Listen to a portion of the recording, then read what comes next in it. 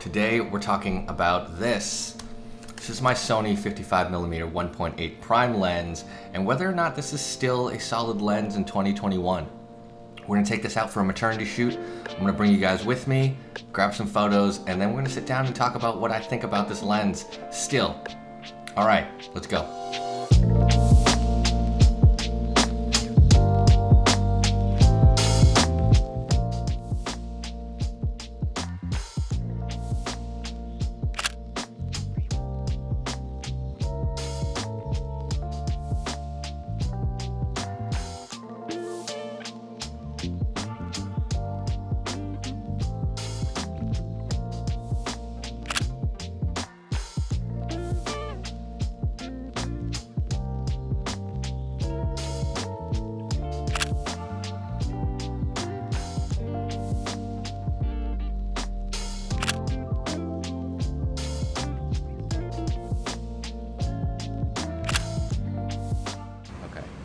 But one of the things that I do like about the 55 is the look of the images that come out of this lens. But I will say in 2021, the autofocus system is not as fast, right, as my 35 or even my 24-70. The focusing is a little bit slow in direct sunlight, which is why we're shooting in like direct overcast and in shaded areas, but it still performs okay. It is tough though with moving kids, it's snapping focus to their eyes. I still think it does a good job. Okay, so we're back inside. It's a little bit hard to do a review and a maternity shoot at the exact same time, especially with two small kids. So let's talk a bit about this lens. I will say that this is still my favorite 50/55mm prime lens on the market. Even though it is older, there are things about this that I really enjoy. First of all, it's the images that come out of this. I think this particular lens does an incredible job of creating very dreamy looks. The bokeh looks incredible, and it just has a character that I always enjoy. So when I'm doing things like a maternity shoot or when my wife wants me to just take portraits of the kids or get family photos, I will always bring this just because I know that any of the shots I get out of this, I'm going to like. Another thing that I really love about this lens, and you've probably seen me talk about this before, is that it's tiny. This lens, for the performance and the image quality that comes out of it, is an incredible size. So without the lens hood on, it is so small, so light. It does look a little bit small on the Sony a7 R4, but I think that's totally fine for the most part. This isn't my everyday lens. I do keep it with me, either in my everyday carry sling bag, or I'll definitely throw it in my backpack when I'm doing an actual shoot. But for when I need it, for when I'm like out and using it, it's really nice. It's very light, easy to maneuver, doesn't put a lot of strain on the wrist or your arms. Not that that's a challenge with that many other lenses, but I do enjoy the size and the form factor because this thing you can fit in anything. And another thing to cover is this is a 55mm focal length. It's interesting, it's a little bit tighter than your standard 50. I don't notice too big of a difference. Honestly, I really enjoy this 55mm focal length. Again, like I said, it gives me this great look, this really solid background separation, and the compression that comes with this focal length is nice and it's pleasing to the eye. So the question is though, in 2021, would I still recommend this lens to creative dads and parents that are looking for their first 50mm prime?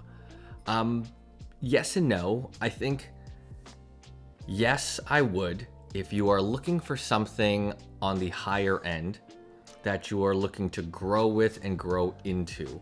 I really enjoy the 55mm focal length, and I shoot that a lot. So as someone who leans towards this focal length, I wanted to invest in a higher end version of the 50mm.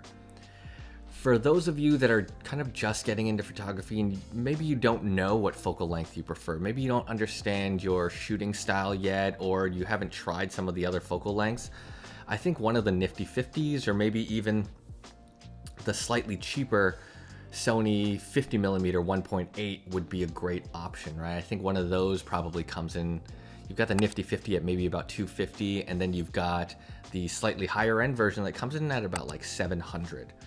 So those are also two good options. The cheapest one, especially for those who are really just getting into it, you're trying to define your style, you're trying to get a taste for what focal lengths you like to shoot with and how you like your photos to look. That is a good option. But for those of you that love the 50mm focal length, like me, I would recommend something like this. I think this is an incredible option. The 1.8 does a fine job at background separation, although now there's obviously the f1.2 that Sony has released, that G Master, but that is double the cost of this, and you just need to ask yourself whether or not that's worth it for your type of shooting and your style. And since I've become a parent, one of the things I've mentioned before is my shooting style has changed a bit.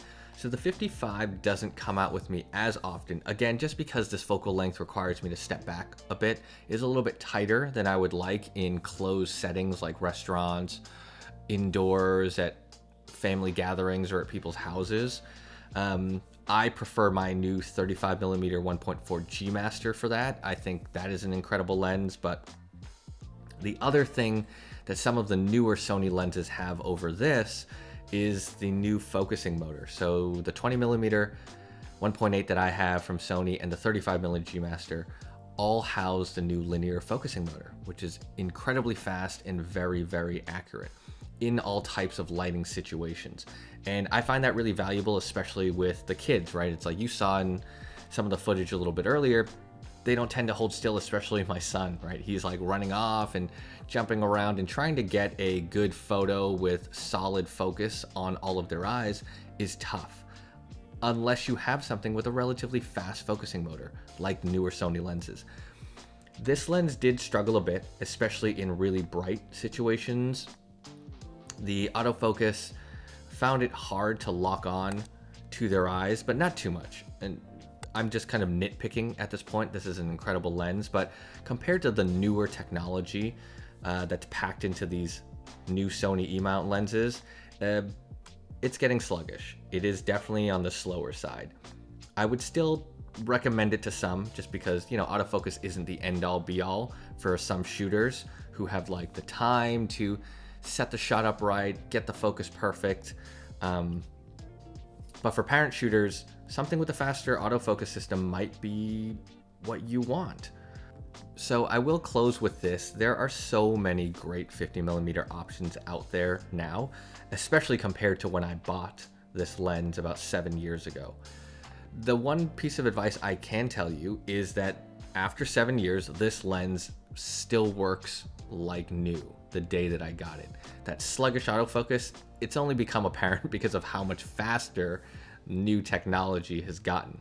But this lens is still performing incredibly well for something that is this old. So I would recommend this to creative dads and parents that want a solid, long-lasting, incredible 50mm prime lens.